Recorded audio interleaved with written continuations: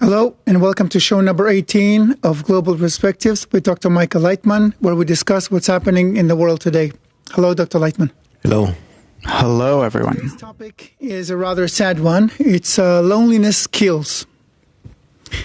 I know we've talked about it a little bit before, but it was very interesting to get your perspective on that on a deeper level, if possible. I want to begin with a story. I want to begin with a story, and afterwards some statistics, and then I want to ask a few questions about it. A little over a week ago, a young man in Israel, a school teacher, killed himself. He had students, he had tenure, he was healthy, handsome, eloquent, and he was lonely. In a Facebook post, he wrote his final note. It is not good for the man to be alone. Loneliness kills.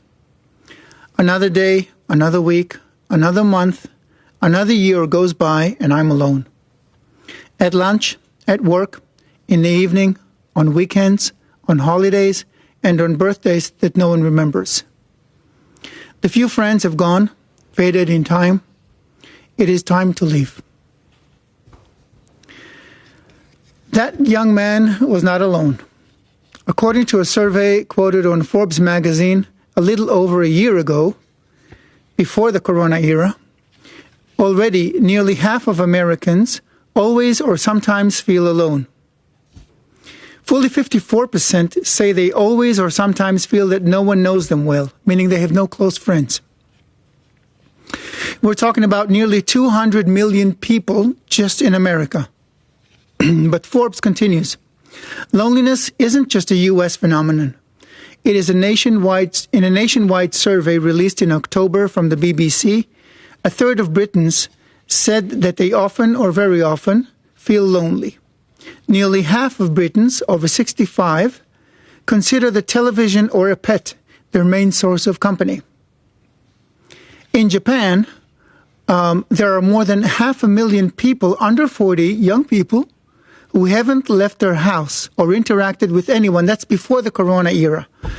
And they still haven't left their house or interacted with anyone for at least 6 months. In Canada and the US, the share of solo households where people live totally alone is now 28% and rising. And across the European Union, it is 34%. And in some countries, it is far more than that. In Germany, for example, it's 41%. And then, of course, came the coronavirus and made things far, far worse. So, Dr. Laitman, my question for you is this. Why is it that in the most connected era in history, people feel more alone than ever?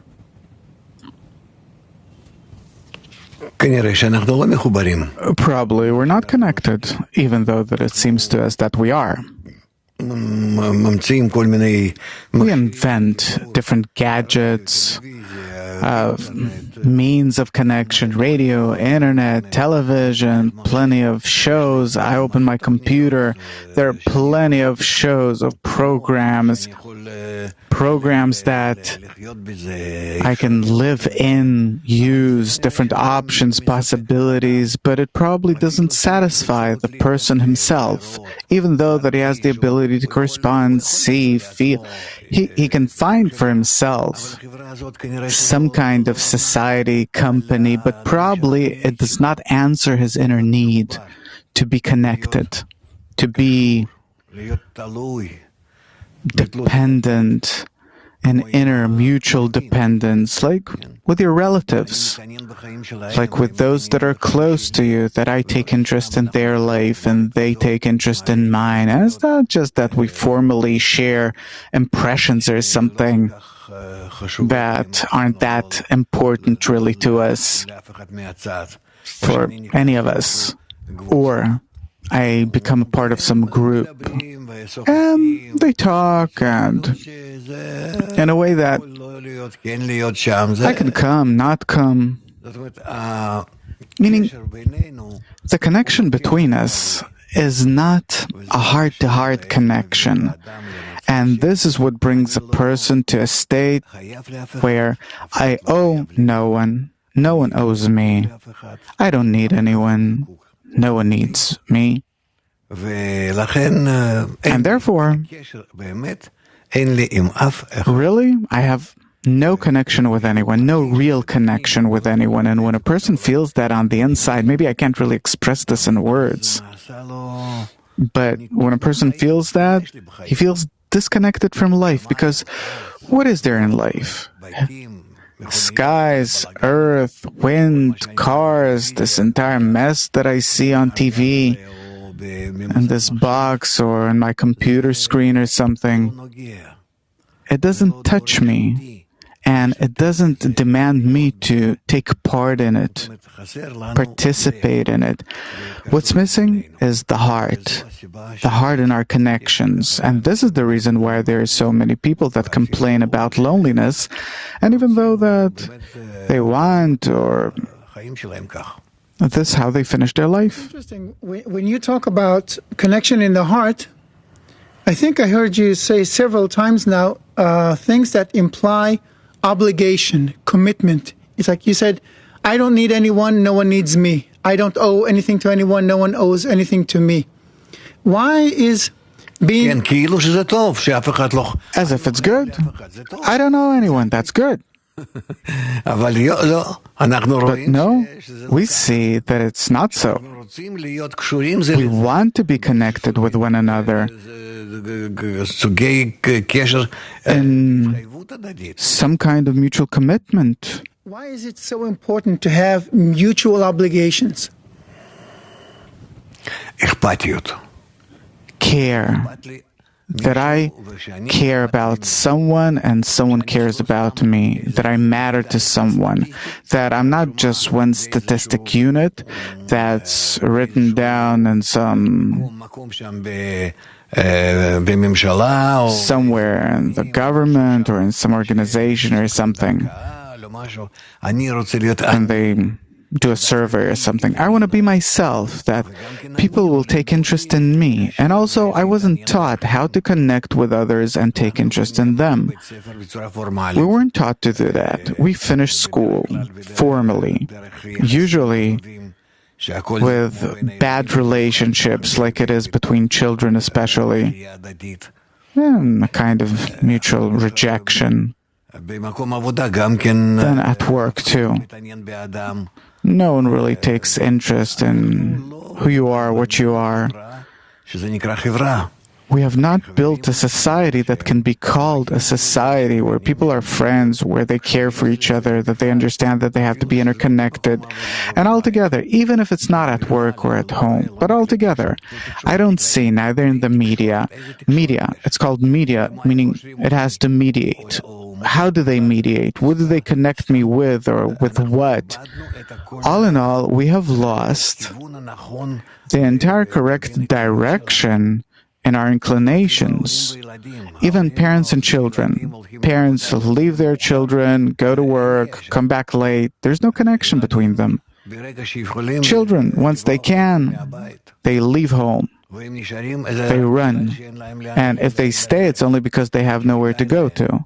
That's preferable, worthwhile, meaning we use each other. It's beneficial. It's good at home because mom feeds me, mom does the laundry, and so on. I always have a place to crash, to live, to sleep, and so on. But I also don't want to build this kind of family for myself. I wasn't brought up to be in a family. What kind of family do I have?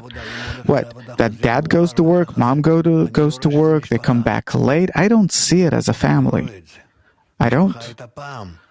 A family is how a family used to be, where the mother used to be at home, the man went to work, they sat together at home in the evening, not watching TV. And the children, they grew up together, many children. They saw around themselves how everything falls into place, how everything works out. The grandparents were also around. Today, you don't have something like that. You buy a child a computer, and he locks himself in his room, and that's it. He has a life of his own. So the loneliness is created by indifference, basically. כן. Yeah? מאדישות. אנחנו Indifference. התחנכנו כבר We were already brought up, we were taught and educated because of all of the media and the unhuman לא צריכים זה את זה. media and ways that we're brought up in, that we don't need each other. Or the way we are, we don't need each other. People today are far more self-centered than before. They're selfish people. Some scholars even talk about a narcissism epidemic. So if people are so antisocial, and they're growing even more antisocial over time, why does it hurt them to be alone? You would think that they would be happy to be alone. לא. No, זה לא נכון. incorrect. הם רוצים להיות מקושרים. Because they want to be connected. They don't want to be so committed, obligated, but a person is a social creature.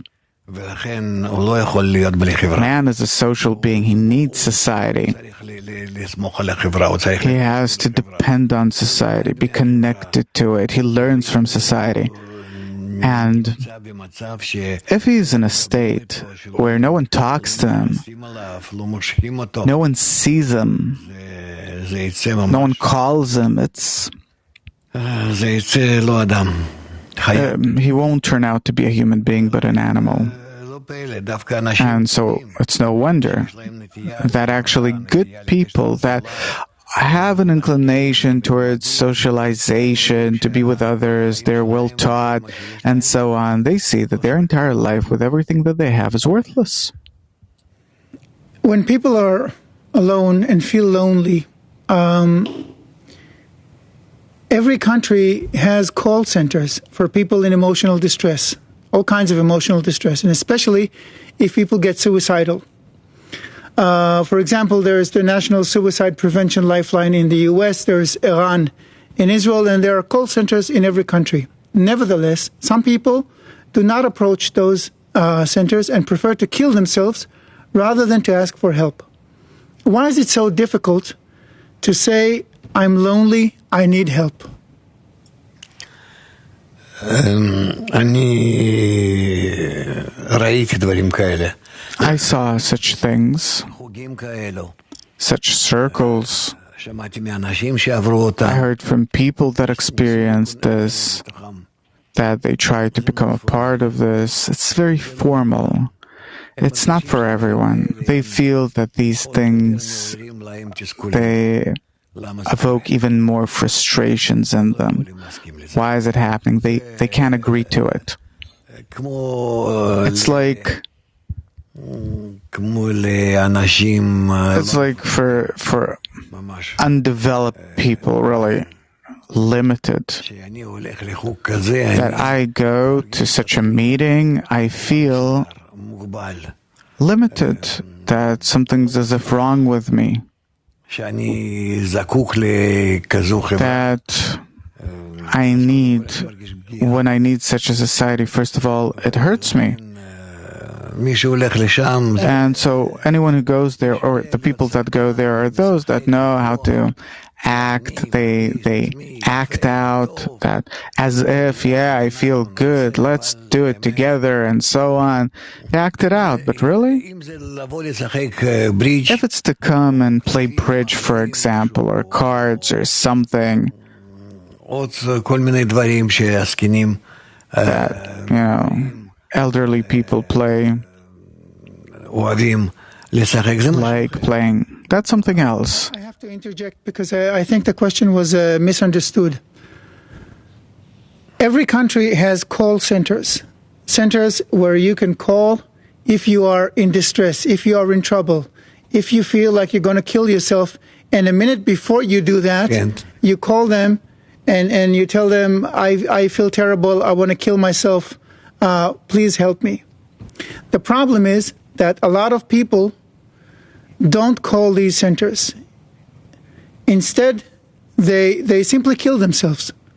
My question is, why is it so difficult for some people to make a phone call before they do something they can't take back? Who do I turn to?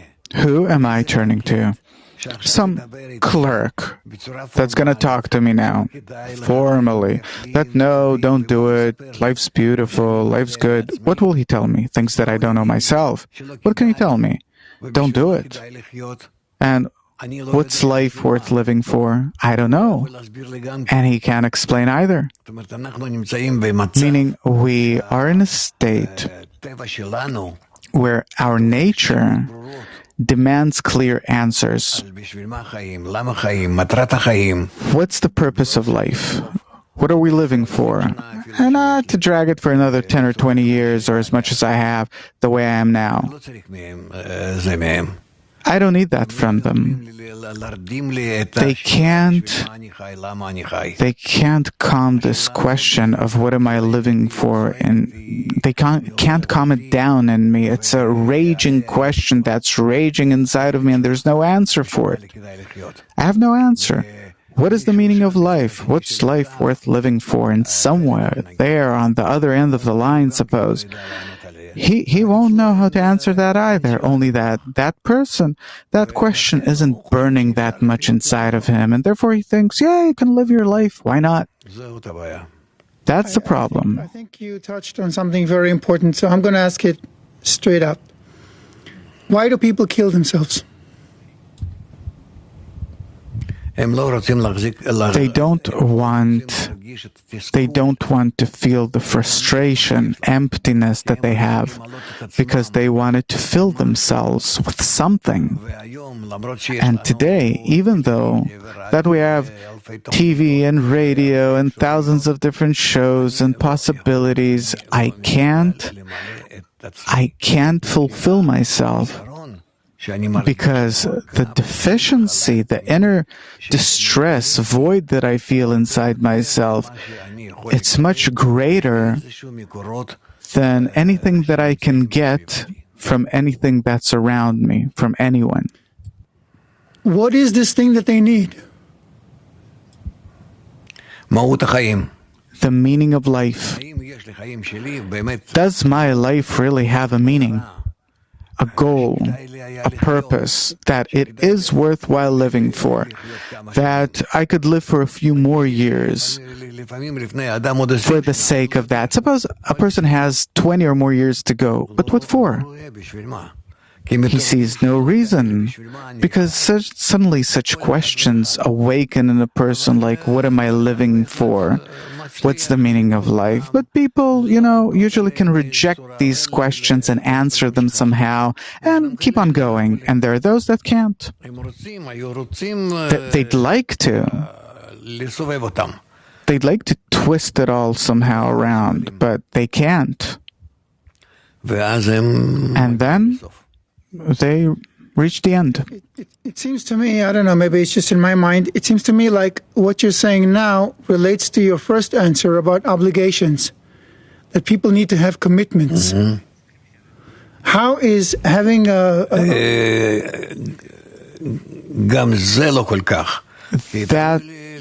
too isn't exactly, because it depends what do you recommend to a person.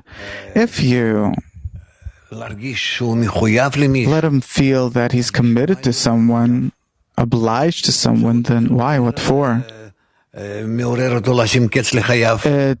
pushes him to finish life even quicker. He doesn't want to be committed or obliged to anyone. It pressures me even more. That's worse. So what kind of meaning would be the right kind of meaning that would give a person a desire to live? Only if he will know that his life brings him to the correct solution, a good sum total outcome, that by that he does good to himself, to others, that he is in a in a special process in his flow of life, and it continues for eternity. But these people, they don't want to think about or consider religion because, first and foremost, they retire from it. And it's a problem. They have a problem. What I recommend is for them to come to know how is reality built, how are we built, what is that program that operates us, operates nature, how does nature operate us, how do we shift from program to program, constantly upgrading ourselves. And this is how we come to know creation in its whole and perfect way, this life and the next one. We said before that people are social beings, that they need company. But modern life doesn't require company. You can provide for yourself. You can live physically fine all by yourself. So is the need for company like an evolutionary relic, something that stayed in us from years back? Or is it something that has a higher purpose, another purpose besides survival? No. The entire process we're going through has a very good, important purpose, goal, which is to bring a person to a state where he will feel the flow of life passing through him from infinity to infinity, that he is in this flow and he himself too is an infinite creature, that he has to only continue and constantly absorb more and more, grasp and perceive the intensity of life that exists around us, and to develop this way more and more, and to open himself up to perceiving the force of life. And no one teaches this at school, in the university, nor at home, but we need to, now that we're in despair, and that this despair will go and grow actually, because we're talking about a phenomenon that especially started in the past few decades, but it will go and grow. It will intensify and eventually will lead to a point where, in a good way or in a bad way, will bring people to a state where they'll simply have to resolve this entanglement, this problem of the meaning of life. And I hope that it will happen in our generation. Of worsening problems, the coronavirus is forcing us to be even more physically detached than before. So that makes people who were feeling lonely before a lot lonelier now. How can we cope with such loneliness that we feel now, when we can't even socialize with people because of health problems, because of the coronavirus?